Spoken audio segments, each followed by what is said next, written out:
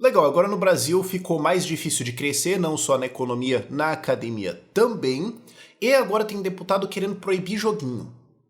Proibir CS, porque vai que incentiva as pessoas a atirarem na escola. Cara, isso me lembra uma frase do Rothbard, que é o seguinte: puritanismo é a ideia, o medo constante de que alguém, em algum lugar, tá se divertindo.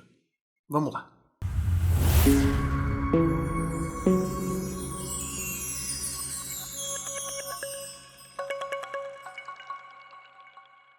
E eu acho legal porque essas duas discussões saem do campo puramente econômico para entrar no campo de o seu direito de viver a sua vida, sabe? Porque isso é uma coisa que as pessoas às vezes olham o libertarianismo, anarcapitalismo e falam: ah, isso aqui é só sobre lucro, empresa, ganhar dinheiro, Bitcoin, grafiquinho e tudo mais.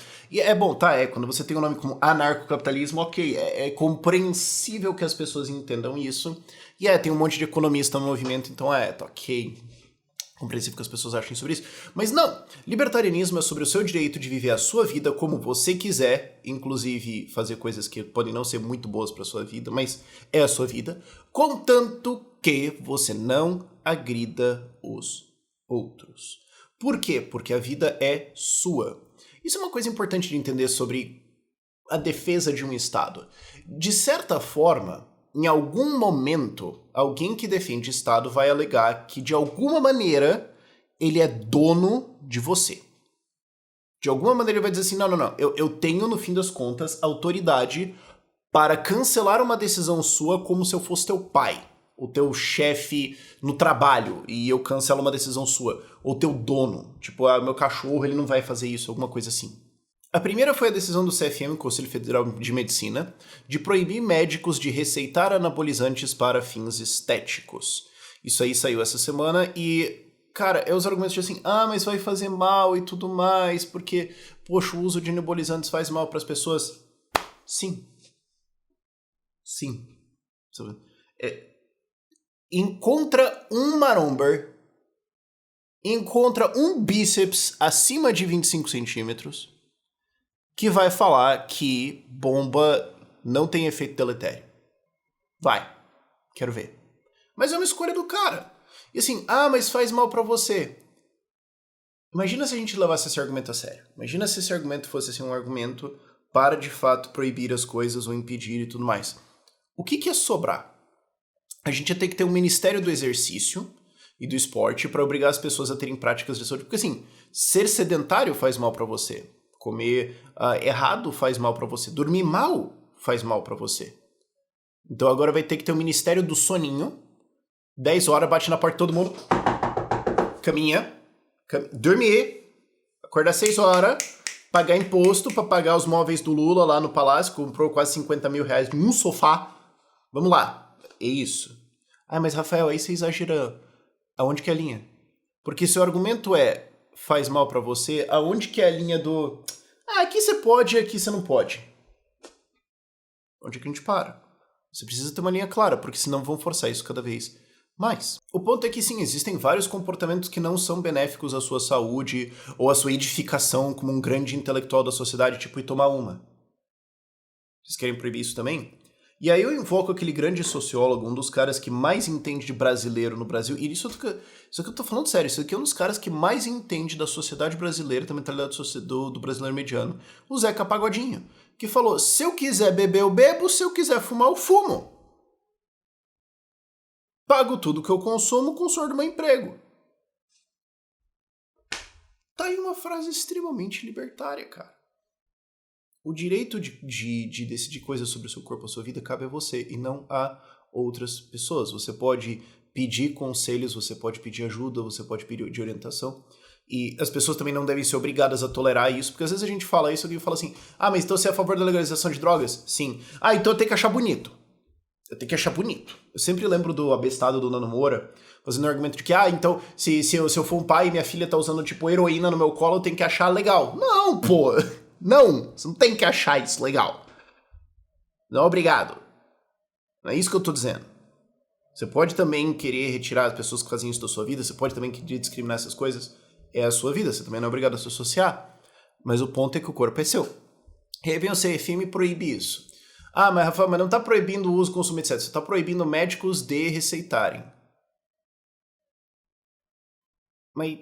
Ah, mas Rafael, não estão proibindo o uso de anabolizantes. Estão proibindo o CFM... Aliás, o CFM tá proibindo médicos de receitarem isso para fins estéticos e tudo mais. Tá, é uma dificuldade sendo colocada por um motivo completamente paternalista de ai, faz mal. Ah, não, mas daí o médico vai fazer mal ao receitar isso. Cara, as pessoas já vão usar. Você pode ter as pessoas usando coisas que elas estão comprando no mercado negro e se informando pela internet, ou você pode ter elas indo a médicos e tendo orientação médica, técnica, muito mais inteligente sobre o que elas vão fazer. Qual dos dois causa menos danos às pessoas? Porque as pessoas vão continuar fazendo, cara. O adolescente de 19 anos abestado da cabeça dele que quer fazer isso e tudo mais, ele vai fazer. Ele pode ou ir consultar um médico e ser palestrado pelo cara sobre porque isso é uma péssima ideia de você fazer aos 19 anos, ou ele pode falar, bom, já que não adianta isso, eu vou perguntar nas internetas. E aí ele vai ouvir merda. E ele vai fazer merda. Ah, mas Rafael, então você vai defender que o médico devia poder receitar droga também. Sim. Porque assim, quem quer usar, vai usar. O que você prefere? O que vai causar menos danos no geral? O drogado, o cara que quer fazer alguma coisa, ele comprar de um traficante, que provavelmente está associado com várias outras atividades criminais, e está ajudando a financiar organizações criminosas que não só cometem crimes de matar gente, de outras coisas assim, que são de fato crimes, né, não vender um produto, mas também estão se infiltrando em outras coisas. Tipo, cara, hoje você tem crime organizado se infiltrando na política, tá? Então tá, ele pode ir nesses caras e comprar um negócio de baixíssima qualidade e se ferrar um monte, ou ele pode ir no médico e falar, médico, eu tô a fim de fazer um turismo mental aqui. O que tem? Quais são as opções? Você pode fazer isso nessas doses aqui, toma a receita, você pode comprar num lugar aqui que está formulando isso com qualidade e segurança, e daí você está financiando a tia da farmácia num PCC. Qual dos dois causa menos danos? Ah, mas Rafael, mas daí mais pessoas vão usar drogas. É a vida delas. Ah, mas Rafael, eu tenho objeções a isso. Manifeste suas objeções, explique, eduque, mas trate as pessoas como adultos. Eu não uso drogas, eu não tenho o absoluto menor vago interesse em usar drogas na minha vida. Mas eu tenho pessoas ao meu redor que usam, eu entrego pessoas que usam. Cara, tá funcionando? Tá tudo bem? Ok. Você sabe, tá sob controle? Beleza, ok. Agora, assim, e se você é contra, de novo, argumente contra essas pessoas, eduque, mas não trate elas como se fosse a sua propriedade, até porque moral, até porque bons costumes, até porque um bom tratamento da sua vida não pode ser obrigatório, não pode ser uma coisa... Moralidade é uma opção que você precisa entender e escolher e ir numa direção. Se alguém só te obriga nisso, você vai dar um jeito de pular pra fora no meio do processo e assim que isso cair, você vai se estourar só pra tirar a compensação de todo esse período. Sabe, não tem muito o que fazer, cara. Deixa as pessoas, é a vida delas.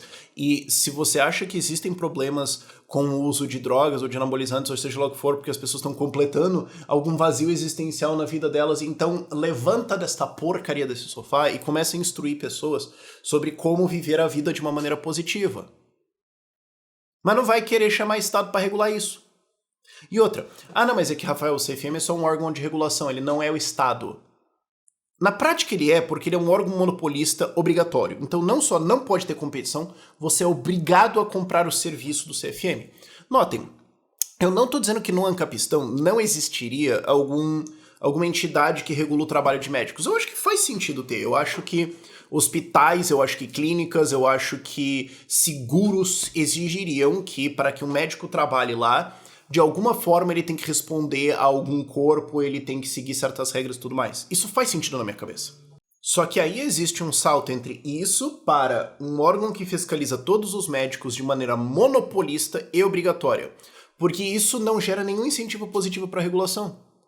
Eles não têm que competir, eles não têm que produzir boas regras, eles não têm que produzir boa fiscalização, eles não têm que responder pelos atos deles quando eles falham em alguma coisa, de observar ou de regular alguma coisa, ou quando eles regulam alguma coisa demais, isso causa problemas. Então assim, sim, pode existir no Ancapistão, numa sociedade libertária, algum conselho de medicina que compete com vários outros, que de alguma forma fala, os nossos médicos não podem fazer isso. Aí é diferente porque é um médico que ele escolheu voluntariamente participar dessa organização com as regras dela, na opção de poder não participar. Isso é diferente. É a diferença entre um condomínio e imposto de renda. Eu escolhi morar num prédio e eu aceitei um contrato. Em nenhum fodendo ponto eu aceitei a Constituição brasileira ou a estrutura de Brasil hoje ou todos os impostos dela. Eles só chegaram na minha cabeça e falaram, ou tu paga ou tu apanha, até pagar.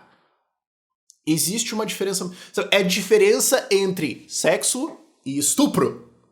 Consentimento, ok? Espero que esse não seja um conceito muito complexo, mas eu sei que para algumas pessoas é. O que me leva ao meu segundo ponto, que é um deputado federal de Santa Catarina, Zé Trovão, que é de direita. E assim, o cara lançou essa idiotice, eu até critiquei, algumas pessoas falaram assim, não, ele não é de direita. Ele foi eleito pelo PL de Santa Catarina, é bolsonarista, tava indo nas reuniões, tem foto. Ah, vá!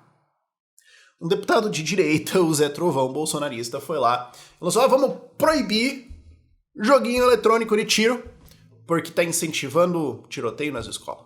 Vale lembrar, isso está sendo noticiado incorretamente como ele mandou proibir CS, Counter-Strike. Não, ele mandou proibir jogos violentos temporariamente, ok? É só 15 semanas, aliás, é só 15 dias para achatar a curva, gente. É uma política do governo temporária, tá?